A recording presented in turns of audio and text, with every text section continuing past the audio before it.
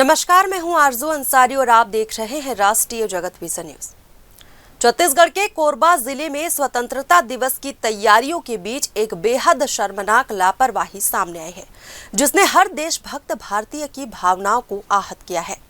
पूरा मामला जिले के सीडल ग्राउंड का है, जहां 15 अगस्त की तैयारियों का जायजा लेने पहुंचे जिला कलेक्टर अजीत वसंत और पुलिस अधीक्षक सिद्धार्थ तिवारी के मौजूदगी में कुछ ऐसा हुआ जो पूरी व्यवस्था पर सवाल खड़े कर गया। दरअसल पुलिस अधीक्षक की गाड़ी पर लगा राष्ट्रीय ध्वज उल्टा नजर आया। ये वही तिरंगा है जिसके लिए न जाने कितने वीर सपूतों ने अपने प्राणों की आहुति दी है। ऐसे में जब कानून व्यवस्था की सबसे अहम जिम्मेदारी निभाने वाले अधिकारी की गाड़ी में ही तिरंगे का अपमान हो, तो ये न सिर्फ चिंताजनक है बल्कि बेहद शर्मनाक भी है।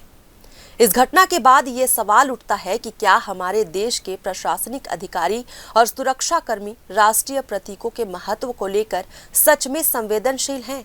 क्या तिरंगे का सम्मान अब सिर्फ औपचारिक आयोजनों और तिरंगा यात्रा तक सीमित होकर रह गया है?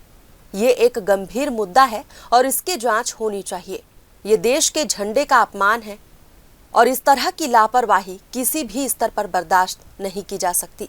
इस घटना ने देश के नागरिकों को आश्चर्यचकित कर दिया है और लोगों में आक्रोश है। ये एक ऐसी घटना है जो देश के सम्मान और गरिमा के साथ खिलवाड़ करती है। फिलहाल इस खबर में बस इतना ही। देश प्रदेश की खबरों से अपडेटेड रहने के लिए हमारे चैनल को सब्सक्राइब करें और नए खबरों के नोटिफिकेशन के लिए बेल आइकॉन जरूर दबाएं। नमस्कार।